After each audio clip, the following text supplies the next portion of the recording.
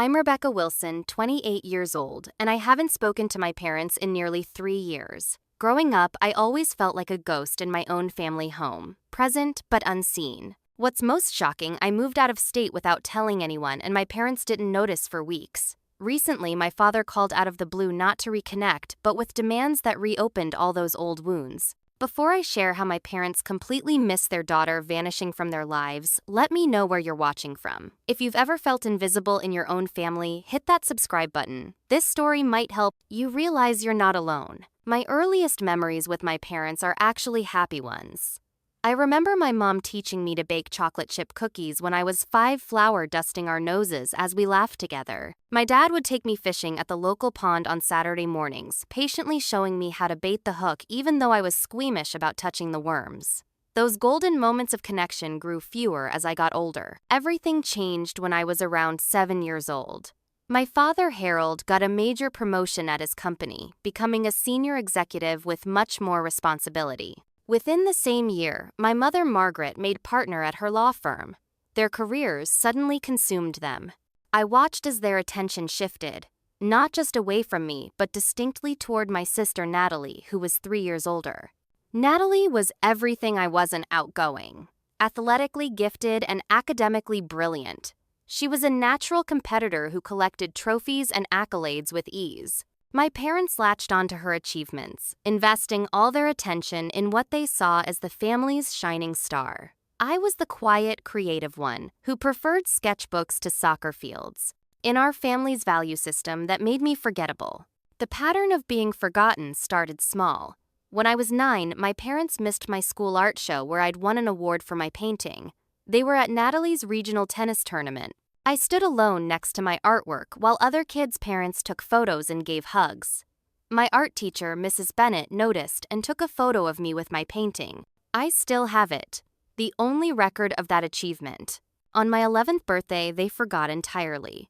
I came downstairs expecting at least a happy birthday, but found my parents hurriedly preparing for Natalie's college prep exam that morning. When I quietly reminded my mother it was my birthday, her eyes widened in genuine surprise before she muttered a distracted, "Oh, happy birthday, honey," and returned to quizzing Natalie on vocabulary words. That evening, they brought home a hastily purchased cake from the grocery store, my name misspelled in the frosting. Meanwhile, Natalie's birthdays were planned months in advance with elaborate parties. For her 16th birthday, my parents rented a venue and hired a live band. For mine, they were out of town at Natalie's debate championship. Amber, my best friend since middle school, saved that day by organizing a small party at her house. She was the first person who really saw me, who recognized my talent for art and design when my family couldn't be bothered to look. By the time I reached high school, I had perfected the art of self-sufficiency. I learned to forge my parents' signatures on permission slips rather than track them down to sign. I figured out public transportation routes to get myself to doctor's appointments. I applied for summer art programs alone, securing scholarships without any parental guidance. I became my own parent out of necessity. My bedroom walls were covered in artwork and design projects, expressions of creativity that went unnoticed whenever my parents passed my always open door. The rare times they entered my room, they looked around as if seeing it for the first time, though nothing had changed in months. When I earned a prestigious award for a graphic design competition in my junior year, I placed the certificate on the refrigerator. It stayed there for 2 weeks before disappearing, replaced by Natalie's college acceptance letter. When I mentioned the missing certificate, my mother looked confused before saying, "Oh, I thought that was something from a while ago." I needed room for Natalie's letter. The constant dismissal of my existence fueled growing anxiety.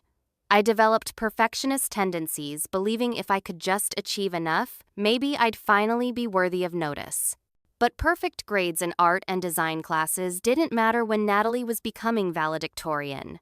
My achievements existed in my parents' blind spot. I nearly missed my own high school graduation ceremony because my parents had scheduled a campus tour for Natalie at her top choice university on the same day. They only realized the conflict the night before when I mentioned needing a ride to the ceremony. They cut Natalie's tour short to make it back, arriving just as my name was being called. I walked across the stage to receive my diploma with no family cheering from the audience. They slipped into the back of the auditorium minutes later, apologizing afterward about traffic. I nodded and accepted the excuse used to the routine of being an afterthought. Despite earning a partial scholarship to an art school across the country, I ended up attending our state university close to home. The financial reality was simple. My parents weren't willing to contribute to my education the way they did for Natalie, who attended an Ivy League school with their full support. The local university offered me enough financial aid to make it work, so I compromised on my dreams and stayed nearby. Living in the dorms provided my first taste of independence, but I still made frequent trips home during that first year. I held on to the desperate hope that with Natalie away at college, my parents might finally see me. Those visits home followed a painfully predictable pattern that only reinforced my invisibility. One Friday evening during my freshman year, I arrived home after telling my parents I'd be there for dinner. When I walked through the door at 6:30 p.m., I found them finishing their meal. "Oh, Rebecca, we didn't know you were coming tonight," my mother said, looking genuinely surprised despite our conversation earlier that week. "I told you on Tuesday I'd be home for dinner," I replied, setting my overnight bag down. My father glanced up from his plate. "Did you? Must have slipped my mind.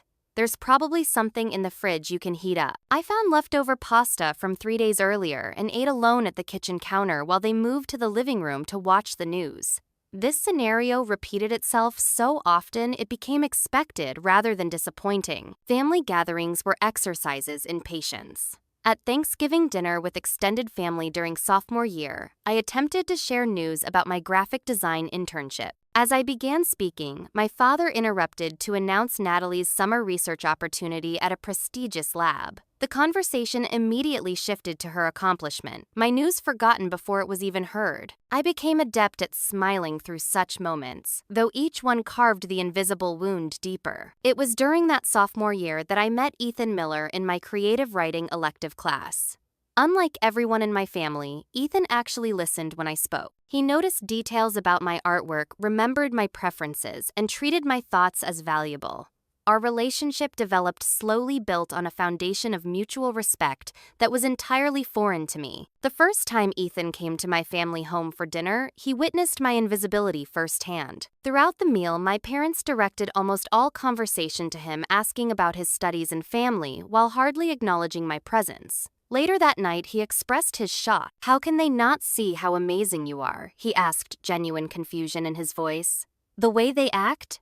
It's like you're barely there." "I've been barely there my whole life," I responded with a shrug that failed to hide the pain. With Ethan's encouragement, I attempted a direct conversation with my parents during junior year. I carefully planned what I would say, practicing with my therapist at the University Counseling Center, where I'd begun sessions to address my growing anxiety and depression. I chose a Sunday afternoon when both parents were home. "Can we talk? There's something important I need to discuss," I said, my heart hammering against my ribs. They sat across from me at the kitchen table, my mother checking her watch subtly. "I've been feeling invisible in this family." I began, my voice shaking slightly. "For as long as I can remember, it's like you don't see me or hear me. You forget I exist until I remind you. It hurts, and it's affected me more than you know." My father's brow furrowed. "That's ridiculous, Rebecca. We've given you everything you needed. Material needs, yes," I acknowledged. "But what about emotional ones? When was the last time you came to any event that mattered to me? When have you ever put me first the way you always do with Natalie?" My mother sighed. "We've always treated you and your sister equally. You're just more independent while Natalie needs more guidance." The conversation continued in circles, my parents dismissing my feelings as oversensitivity or exaggeration. They couldn't or wouldn't see the pattern I'd lived with for years. The talk ended abruptly when Natalie called from college with news about a prestigious internship she'd landed. My parents immediately shifted their attention to her achievement, the irony of the interruption completely lost on them. Despite the emotional turbulence, I maintained good academic standing, throwing myself into my design courses where professors recognized my talent. Professor Diana Reynolds became a particularly important mentor, providing the guidance and encouragement my parents never offered. She saw potential in my work and pushed me to develop my unique style, often staying late to give feedback on my projects. "You have a remarkable eye for design, Rebecca," she told me once. "Your ability to communicate complex emotions through visual elements is extraordinary." Those words of validation sustained me through difficult periods when my self-worth wavered. Diana became the adult figure who filled some of the parental void, someone who actually saw me and valued my talents. I graduated with honors, my graphic design portfolio winning a departmental award. My parents attended the ceremony, arriving just in time and leaving immediately after to celebrate Natalie's acceptance to a prestigious graduate program. At the small gathering Diana organized for her graduating students, I felt more recognized and celebrated than at any family event. After graduation, I attempted one final heart-to-heart with my parents. I'd accepted a job at a local marketing firm and wanted to clear the air before fully embarking on adult life. I made dinner for them, a gesture they seemed to appreciate, and waited until we'd finished eating to broach the subject. I know we've had this conversation before, I began carefully, but I need you to understand how your behavior has affected me. I've spent my entire life feeling invisible in this family. My father opened his mouth to respond when his phone rang. It was Natalie calling with news about a job offer. For the next 30 minutes, I sat silently as my parents excitedly discussed her success. When they finally hung up, the momentum for my conversation was gone. That night, lying in my childhood bedroom, I made a decision. If I wanted to heal, I needed distance, physical and emotional, from the family that couldn't see me. The job offer came unexpectedly. I'd applied to several out-of-state positions without much hope, more as practice than anything else.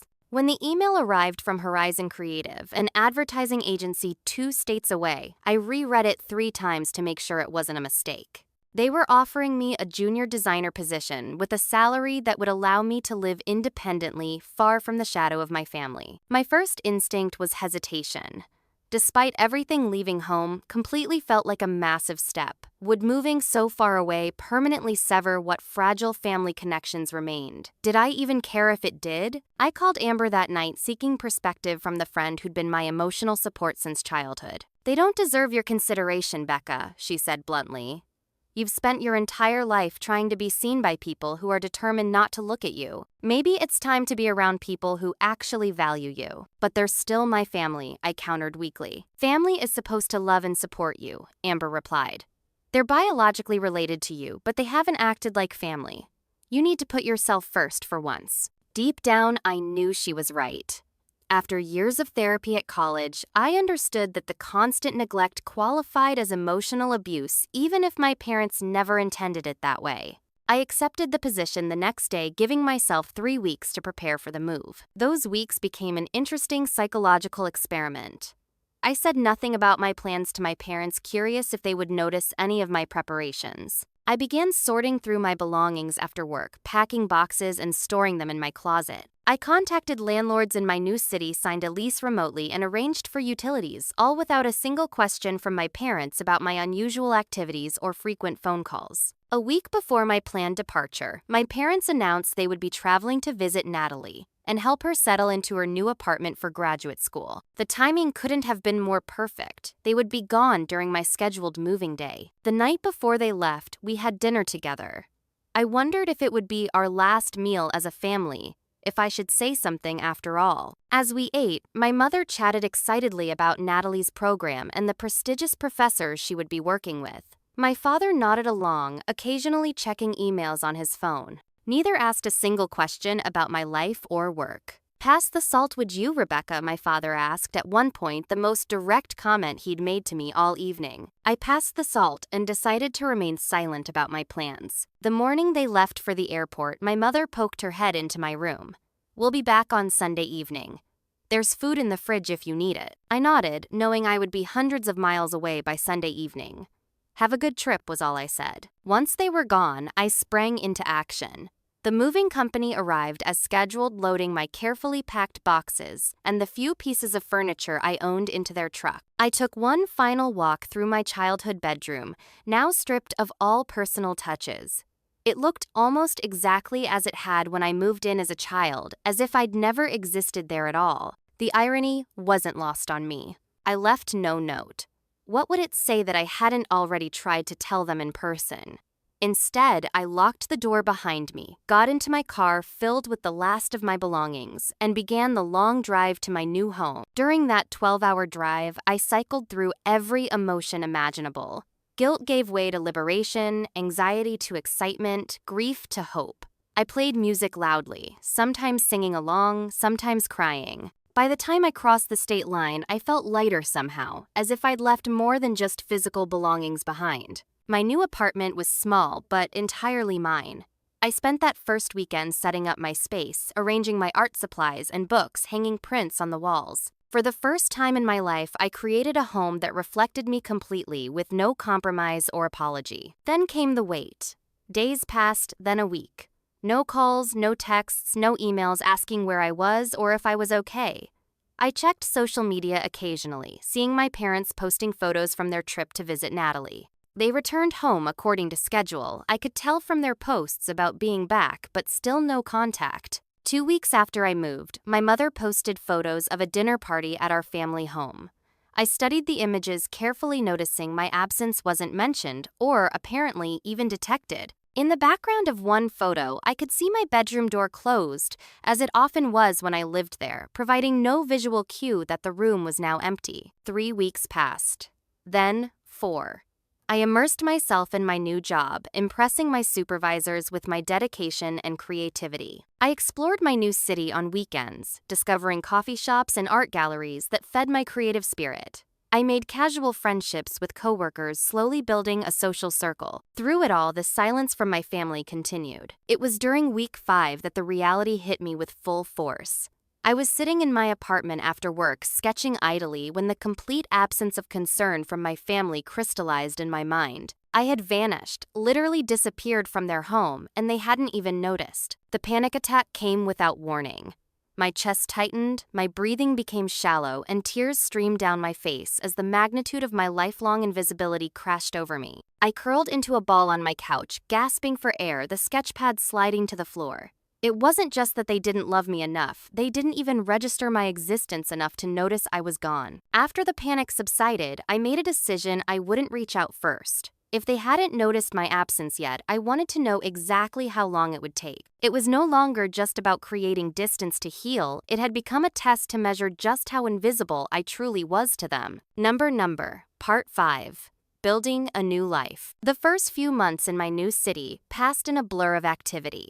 I threw myself into work, determined to prove my worth in an environment where my contributions were actually recognized. Horizon Creative turned out to be exactly what I needed. Professionally, a young, dynamic agency that valued fresh perspectives and innovative thinking. My direct supervisor, Liam Peterson, provided regular feedback on my designs, often incorporating my ideas into larger campaigns. During my 3rd month, he assigned me to assist on a major pitch for a sustainable clothing brand. "Your aesthetic sensibility is perfect for what they're looking for," he explained, placing the creative brief on my desk. "I want you to take the lead on the visual components." I spent evenings and weekends perfecting those designs, producing work I was genuinely proud of.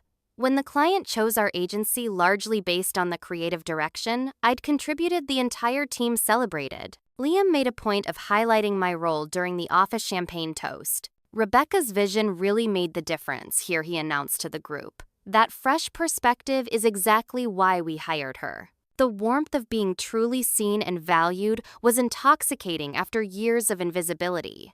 I basked in the recognition not from a place of ego, but from the sheer novelty of having my contributions acknowledged. Outside of work, I slowly built connections. A couple of designers from the office invited me to their weekly trivia night at a local pub. I joined a community art class on Saturdays, where I met Elena, a photographer who quickly became a close friend.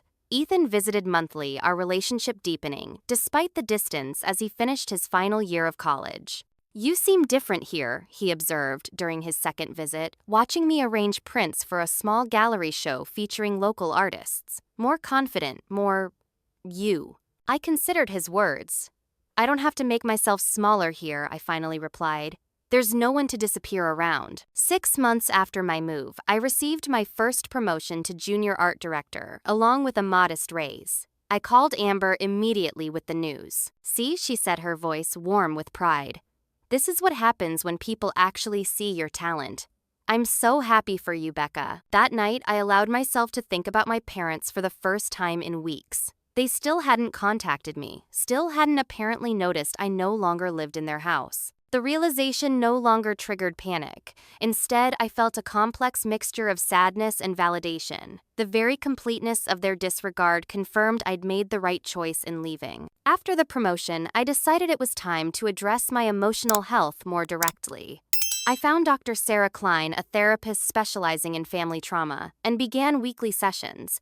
In her warm office filled with plants and soft lighting, I unpacked the years of emotional neglect. What you experienced is sometimes called ambient abuse, Dr. Klein explained during an early session. It's the absence of what should be there, attention, recognition, love, rather than active mistreatment. But the impact can be just as profound. Through therapy, I began to understand how deeply my sense of self had been shaped by my family's neglect. My perfectionism, my tendency to make myself small in social situations, my constant surprise when people remembered details about me all stemmed from years of being treated as forgettable. You learned that your needs and wants weren't important, Dr. Klein said.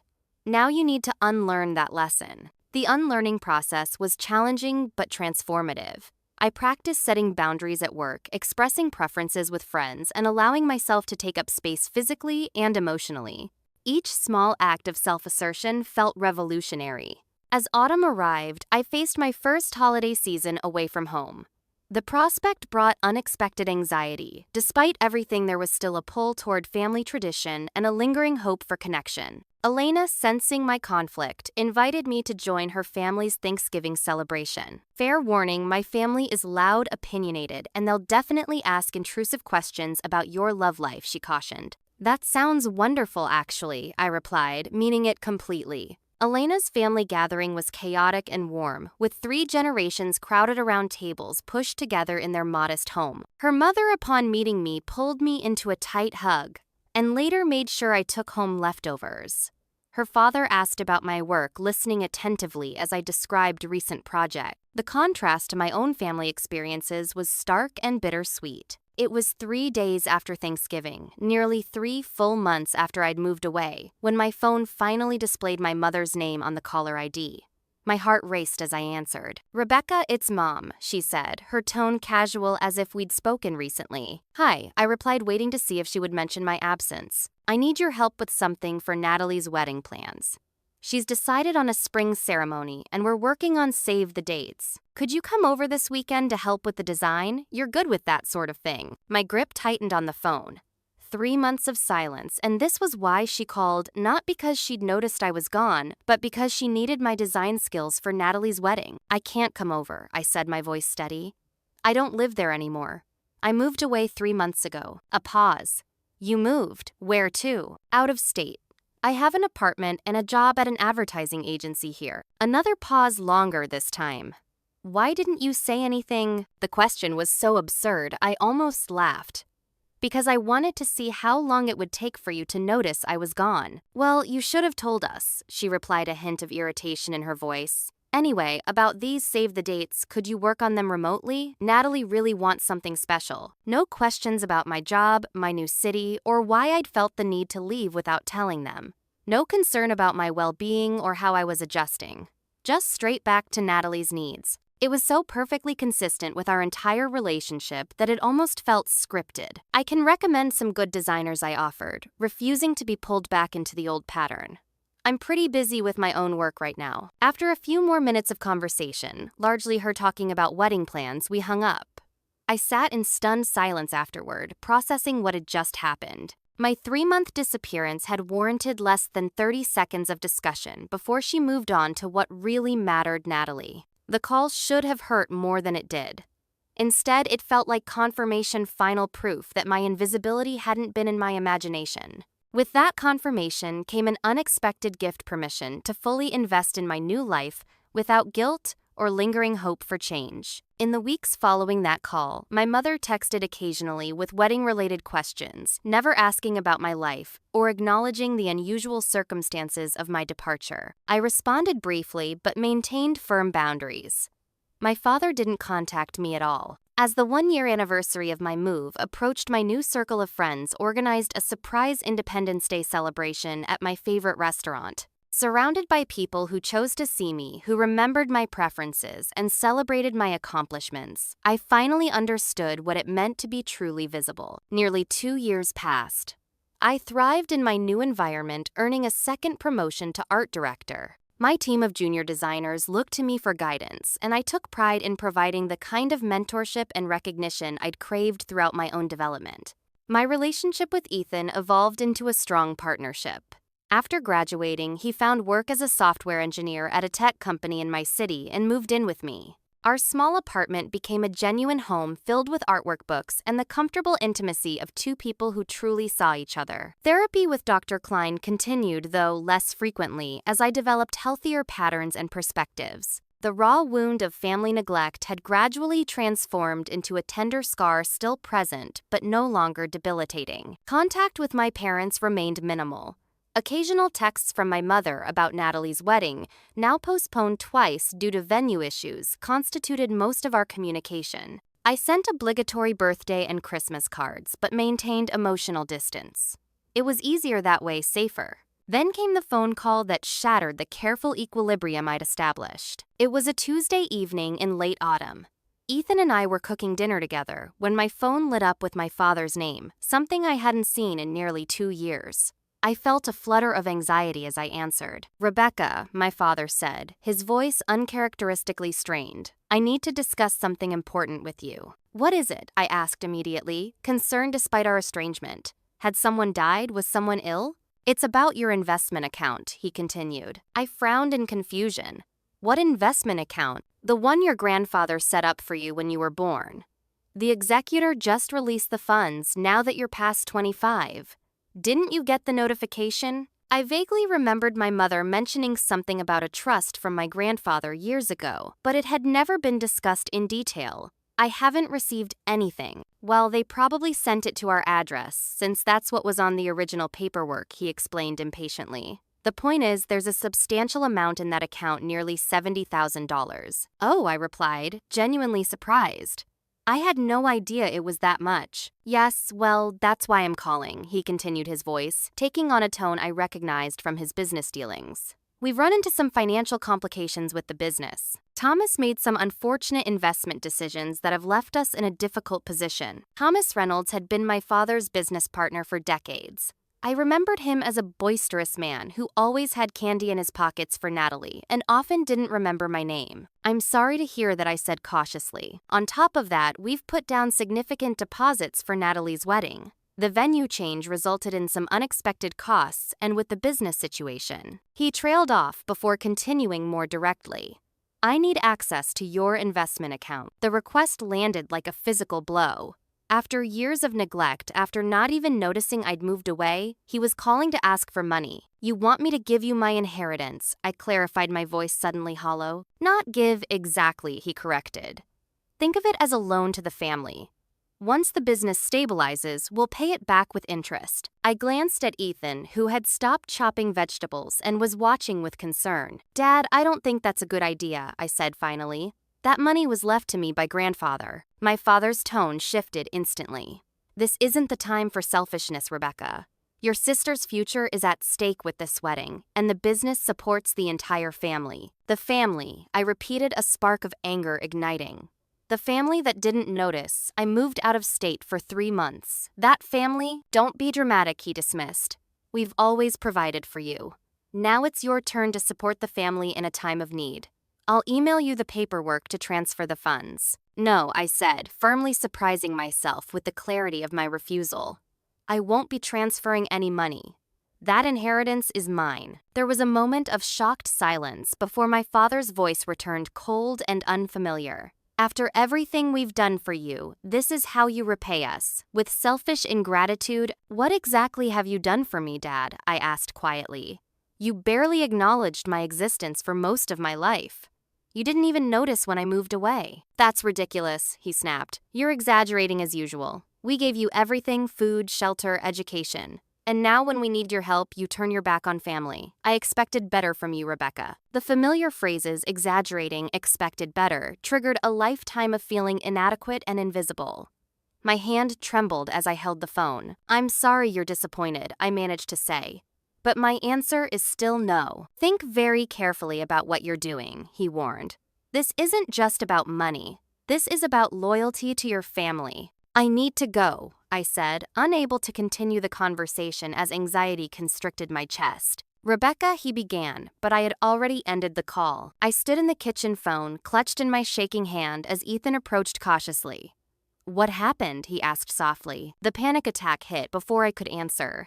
My breathing became rapid and shallow, my vision tunneling as old trauma responses activated. Ethan guided me to the couch, staying close as I struggled through the overwhelming physical symptoms of my anxiety. When I could finally speak again, I explained the situation between ragged breaths. Ethan's expression darkened as he understood the manipulation attempt. That's beyond inappropriate, he said, anger evident in his usually calm voice. They ignore you for years, then suddenly appear when they want your money. Absolutely not. I called Dr. Klein's emergency line that evening and secured an appointment for the following day. In her office, I processed the complicated emotions stirred by my father's call. He made me feel like I was being unreasonable, I admitted. For a moment, I actually considered giving them the money just to feel like I was finally part of the family. That's the power of long-established family dynamics, Dr. Klein explained gently. But consider what's really happening here. After years of emotional neglect, they're reaching out not from concern for you, but because they want something from you. That's continuing the pattern, not breaking it. I nodded slowly, recognizing the truth in her words. Over the next few days, the situation escalated. My father called repeatedly, his messages growing increasingly stern. When I continued to refuse, my mother joined the campaign, her texts subtly guilt-inducing. We're not asking for the whole amount, just enough to help with the current situation. Family supports family, Rebecca. Then Natalie called our first conversation in over a year. Dad told me what's happening, she began without preamble. I don't understand why you're being difficult about this. My wedding venue requires the full payment next month, and with Dad's business problems, we need that money. It's not like you're using it for anything important. The assumption that nothing in my life could be important stung with familiar pain. You don't actually know anything about my life, Natalie, I replied. You haven't asked in years. Well, you left without telling anyone, she countered. That was weird, Rebecca. What was weird was that it took 3 months for anyone to notice, I said quietly. The pressure continued to build. My father involved extended family members who began reaching out with concerned messages about helping in times of family crisis. An aunt I hadn't spoken to in years called to remind me of family loyalty, though she'd never once checked on me after I moved. Through it all, I maintained my boundaries, supported by Ethan, Dr. Klein, and my friends. Each refusal strengthened my resolve. Each manipulation attempt clarified the unhealthy dynamics I'd escaped. 2 weeks after the initial call, my father delivered his ultimate threat. If you can't support this family in its time of need, then perhaps you shouldn't consider yourself part of this family anymore, he stated coldly. You need to decide where your loyalties lie, Rebecca. This is your last chance. After we hung up, I sat in silence, absorbing the weight of his words. The threat that should have devastated me instead brought an unexpected clarity. They were offering to formalize the exclusion I'd already experienced my entire life. I think I've already decided, I whispered to the empty room. 3 days later, the doorbell rang at my apartment. Ethan had left for a weekend programming conference, so I was alone when I peered through the peephole and felt my heart stutter. My parents stood in the hallway, my father's expression stern, my mother's anxious. For a moment, I considered not answering. Then, drawing a deep breath, I opened the door. Rebecca, my father said as if we'd spoken just yesterday.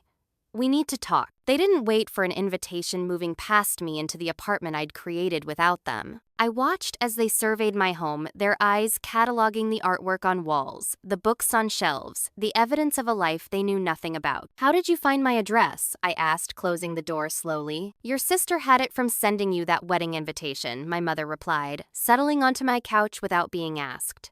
We decided this conversation needed to happen in person. I remained standing, arms crossed protectively across my chest. There's nothing more to discuss.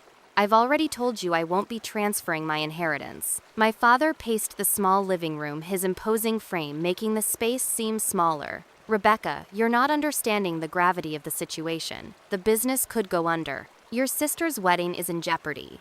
This isn't about just you anymore. It never was about me, I replied, my voice steadier than I expected. That's the whole point. He stopped pacing to fix me with the disapproving stare I remembered from childhood. This attitude is exactly why we're here. Your selfishness has gone too far. Something shifted inside me. A lifetime of accepted guilt suddenly transformed into righteous anger. My selfishness? Are you serious right now? Don't use that tone, my mother interjected. We came all this way to resolve this as a family. As a family, I repeated, a bitter laugh escaping. Let's talk about family then. Let's talk about how you forgot my birthday 3 years in a row during high school, or how you missed my college graduation ceremony to attend Natalie's campus tour. Or maybe we should discuss how I moved out of state and neither of you noticed for 3 entire months. My father waved dismissively. You're exaggerating again. We've always treated you and Natalie the same. No, Dad. You haven't. I moved to my bookshelf and pulled down a small photo album, flipping it open to a specific page. This is from my high school art show where I won the district prize. My art teacher took this photo because neither of you showed up. You were at Natalie's tennis tournament. I turned the page. This is from my college graduation. You arrived late and left early for Natalie's graduate school interview. I closed the album. I could show you dozens more examples, but what's the point? You've never seen me. You've never valued me. The only reason you're standing in my apartment right now is because you want something from me. My mother's expression faltered slightly. That's not fair, Rebecca. We've always loved both our daughters equally. If that were true, I countered, you would have noticed when one of them disappeared from your house. You would have called out of concern not to ask for wedding design help 3 months later. The room fell silent as the weight of my words settled between us. My chest tightened with anxiety, but I forced myself to continue breathing steadily, refusing to succumb to the panic that had controlled me for so long. My father broke the silence, his voice lower but still rigid. We had a lot going on during that time. Natalie's engagement, the business challenges. You've always had a lot going on, I interrupted. For my entire life, there's been something more important than me. I accepted that reality a long time ago. What I won't accept is being ignored until you need my money. My mother's eyes had filled with tears. Whether from genuine emotion or manipulation, I couldn't tell. We didn't come here to fight, Rebecca. We came to work this out as a family. There is no family to work this out with, I said quietly. A family notices when someone is missing. A family celebrates achievements equally. A family sees all its members, not just the convenient ones. My father's face flushed with anger.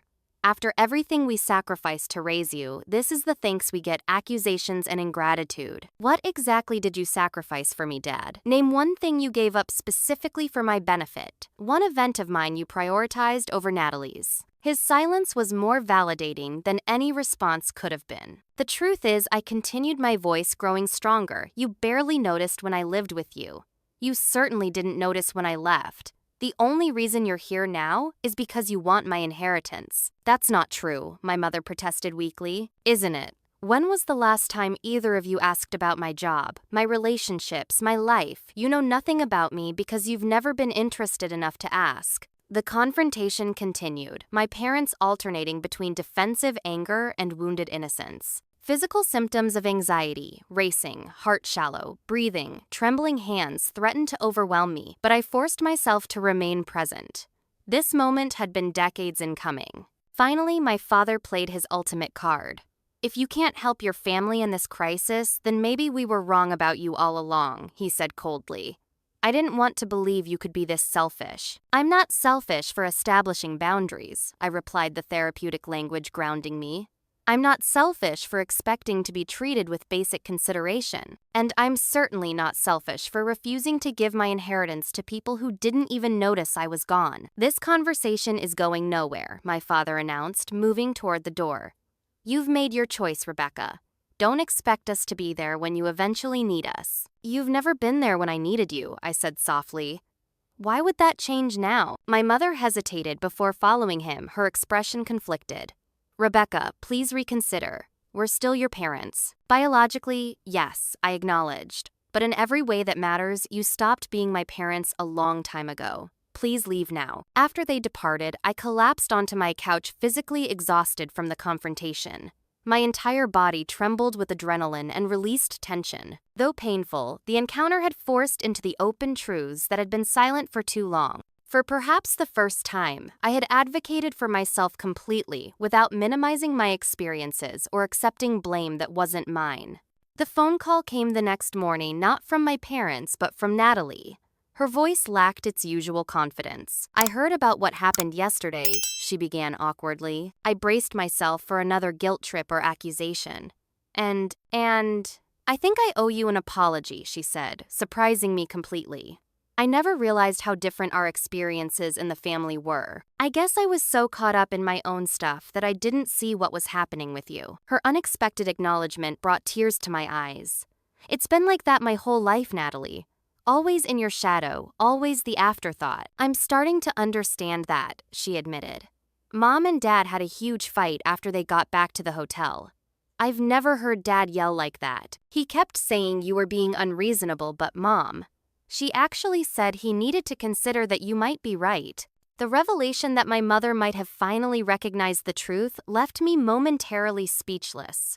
"For what it's worth," Natalie continued, "I'm sorry I didn't notice either. And I'm sorry about trying to pressure you about the money. We'll figure something else out for the wedding." It wasn't a complete resolution, but it was the first real acknowledgement from any family member that my experience had been valid. After we hung up, I sat with the complex emotions: relief, vindication, lingering sadness, and a tentative hope that perhaps something might change after all. The weeks following the confrontation unfolded in unexpected ways. I doubled down on my therapy sessions, with Dr. Klein processing the intense emotions stirred up by finally speaking my truth to my parents. My anxiety initially spiked, old patterns die hard, but gradually settled as I worked through the aftermath. "You've done something extraordinary," Dr. Klein told me during one session. "You didn't just stand up for yourself in the moment you refused to accept the narrative they've been writing about you your entire life." "It doesn't feel like a victory," I admitted. "It feels sad." "That's because it is sad," she acknowledged. "You're grieving the family relationship you deserved but never had. That grief is valid and necessary." I threw myself into work, finding solace in the creative challenges that had always been my refuge. My colleagues noticed my distraction, but offered support without prying. Ethan created a protective buffer around me at home, handling practical matters so I could focus on emotional recovery. Nearly a month passed with no contact from my parents. I assumed the silence was permanent this time, a mutual acknowledgement that there was no relationship worth salvaging. Then an envelope arrived in the mail, my mother's familiar handwriting on the front. I stared at it for hours before finding the courage to open it. Inside was a handwritten letter several pages long. "Dear Rebecca," it began. "I've started this letter a dozen times, struggling to find the right words. Maybe there aren't right words for something that has been wrong for so long." My hands trembled as I continued reading. "When you said we didn't notice you were gone for 3 months, my first instinct was to deny it. But sitting in your apartment, seeing the life you've built completely without our knowledge or support, forced me to face an uncomfortable truth. You were right. We didn't notice, and that's unforgivable. I've been reflecting on the examples you mentioned, the missed birthdays, the forgotten performances, the constant prioritizing of Natalie. I wanted to dismiss them as exaggerations, but memories keep surfacing that confirm your experience. The art show where you won an award that we never acknowledged. The college graduation we treated as an inconvenience. I don't know how we became the kind of parents who could fail their child so completely. I'd like to blame the demands of our careers or the ease of focusing on Natalie's more visible achievements, but those aren't excuses. They're just explanations for behavior that had real consequences for you. I can't change the past. I can't give you back the childhood where you felt seen and valued. But I can acknowledge the truth of your experience and take responsibility for my role in it. Your father isn't ready to do this yet. He's still angry and hurt, viewing your refusal as betrayal rather than self-preservation. I hope someday he'll understand, but I couldn't wait for that day to reach out to you. I don't expect forgiveness. I don't even expect a response. I just want you to know that I hear you now, even if it's decades too late." The letter continued, addressing specific memories and acknowledging patterns of neglect. By the time I finished reading, tears streamed down my face, not just from pain, but from the validation of finally being heard. I shared the letter with Ethan and Dr. Klein, trying to process its implications. Was this a genuine awakening or another manipulation strategy? Did it change anything about our relationship moving forward? "Trust your instincts," Dr. Klein advised. You know the patterns better than anyone. Just remember that acknowledging past behavior doesn't automatically mean someone is capable of different behavior in the future. A week later, Natalie called with surprising news. Mom started therapy, she said without preamble. She found someone who specializes in family relationships. Dad thinks it's ridiculous, but she's going anyway. Really, I couldn't keep the skepticism from my voice. Really, Natalie confirmed. And they've decided to significantly downsize the wedding. Mom sold some jewelry to cover the venue deposit. Dad's still struggling with the business situation, but they're not touching your inheritance. I absorbed this information, silently unsure how to respond. There's something else, Natalie continued hesitantly. I've been thinking a lot about our childhood. I knew Mom and Dad focused more on me, but I didn't realize how extreme it was. I benefited from that imbalance without questioning it. I'm sorry, Rebecca. You were a kid too, I reminded her. It wasn't your responsibility to parent me. No, but as we got older, I could have been more aware, more supportive, a better sister. Her voice cracked slightly. I'd like to try being that now if you're open to it. These unexpected developments created a new emotional landscape to navigate. I agreed to meet my mother at a cafe midway between our cities, neutral territory where we could talk without the charged atmosphere of either home. She looked older than I remembered, more vulnerable without my father's dominating presence beside her. We sat across from each other, awkward and uncertain. Thank you for meeting me, she began. And thank you for reading my letter. I almost didn't, I admitted. She nodded, accepting this. I would have understood. Our conversation proceeded cautiously, both of us hyper-aware of old patterns that could so easily reassert themselves. She spoke of her therapy, of painful realizations about her own childhood that had shaped her parenting. I'm not offering that as an excuse, she clarified. Just as context for behaviors I'm trying to understand and change. When she asked about my life, I shared selective details, my promotion, some successful campaigns, my continued art practice. She listened attentively, asking follow-up questions that suggested genuine interest rather than perfunctory politeness. You've created a beautiful life, she said finally, without any help from us. I'm proud of you, Rebecca, though I have no right to claim any part in your success. The words I'd longed to hear for decades now arrived too late to fill their original purpose, but still held meaning in their acknowledgement. Your father isn't ready for this conversation, she continued. He may never be. His pride and his particular view of family obligation make it difficult for him to see what we did wrong. I understand, I replied, surprised to find I genuinely did. My father's rigid worldview had always been part of the family dynamic, impossible to challenge without triggering his defensive anger. We parted with a tentative agreement to continue communication, emails, occasional calls, perhaps future meetings. Not a full reconciliation, but a careful exploration of what might be possible within new boundaries. As the months passed, I maintained this limited contact with my mother while keeping my distance from my father, who still refused to acknowledge any wrongdoing. Natalie and I developed a more honest relationship, gradually rebuilding sisterly connections without the competitive dynamic our parents had fostered. During this period, Ethan proposed during a weekend trip to the coast. The ring was simple but perfect, a clear indication he knew my tastes and values.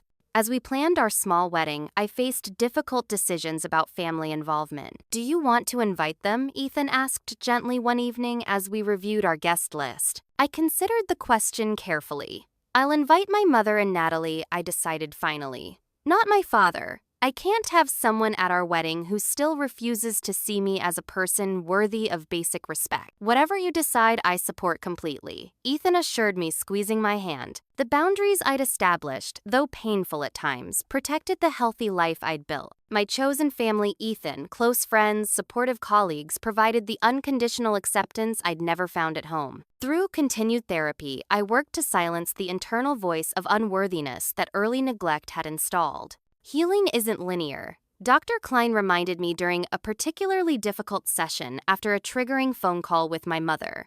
There will be setbacks and hard days. The difference now is that you have the tools to navigate them. She was right. The scars remained, but they no longer defined me.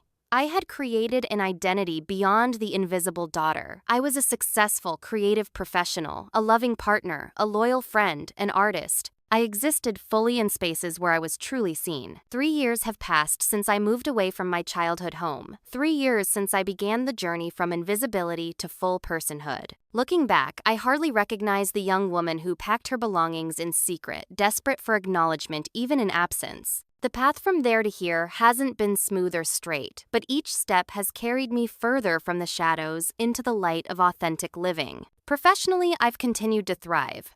6 months ago, I took the leap to start my own creative agency with two talented colleagues from Horizon. We focus on helping small, mission-driven businesses develop authentic visual identities work that feels meaningful and aligned with my values. Our client list grows steadily, and I no longer struggle with the imposter syndrome that once plagued me. I know my worth both personally and professionally. Ethan and I married in a beautiful ceremony last spring, surrounded by people who truly see and celebrate us. My mother attended, somewhat awkward but genuinely supportive. Natalie served as one of my bridesmaids, our relationship now built on mutual respect rather than competition. My father's absence was noticeable but necessary. He still refuses to acknowledge the family dynamics that damaged our relationship, still views my boundaries as betrayal rather than self-preservation. My relationship with my mother continues to evolve in unexpected ways. Her commitment to therapy has remained consistent, and the changes in her behavior seem genuine rather than performative. She makes efforts to know me now, asking questions about my work, remembering details about my life, acknowledging my accomplishments without comparison to Natalie. We maintain healthy distance, both geographic and emotional, but the connection holds more authenticity than anything we shared during my childhood. I wish I could undo the damage she told me during a recent visit. Give you back all those years of feeling invisible. You can't, I replied simply. But you can see me now. That matters.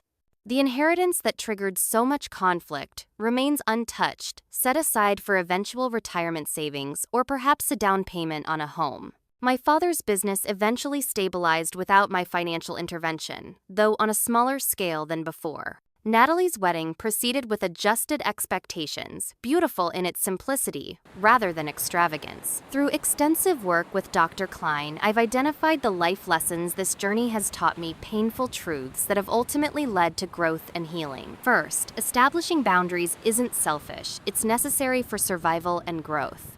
For years, I minimized my needs to accommodate a family system that couldn't see me. Learning to set and maintain boundaries has been the foundation of my healing process. Sometimes love requires distance to flourish. Sometimes family must be kept at arm's length to preserve hard-won selfhood. Second, worth isn't determined by others' ability to recognize it.